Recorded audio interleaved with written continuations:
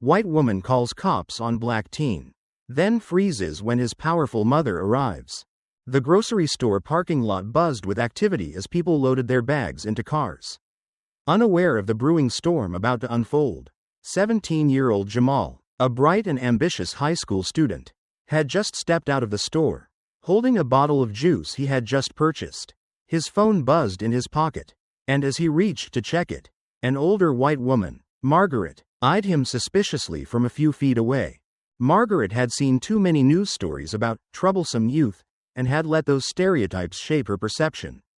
To her, Jamal, standing alone with his hoodie pulled over his head, fit the profile of someone up to no good. Her heart pounded as she instinctively clutched her purse tighter and whispered into her phone, "There's a black teenager acting suspiciously outside the store." Within minutes, flashing red and blue lights filled the parking lot as two police officers stepped out of their cruiser, hands hovering near their holsters. Jamal, confused and suddenly nervous, barely had time to react before they were in front of him. "Hands where we can see them, kid," one of the officers barked. Jamal hesitated, looking around in disbelief. "What did I do?" he asked, his voice steady but cautious. "We got a call about a possible theft," the other officer said, eyeing Jamal's juice bottle. "Mind if we check your receipt?"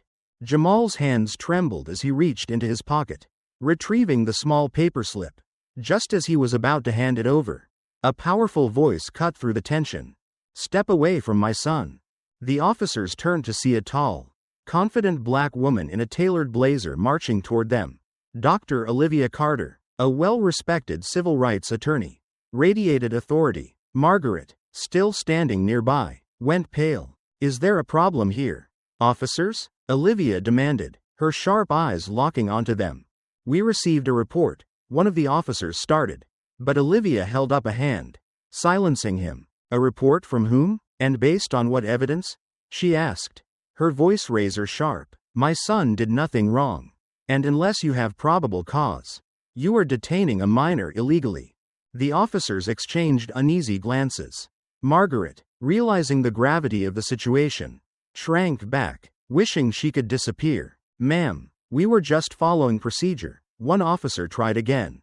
But Olivia had already pulled out her phone, recording the encounter. "You mean racial profiling?" Olivia pressed. "This is exactly why we need better policing.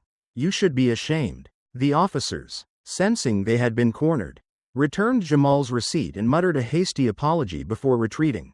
Olivia turned to Margaret, her gaze piercing. "Do you understand what you just did?" she asked. "You put my son's life at risk because of your unfounded fear. You need to educate yourself."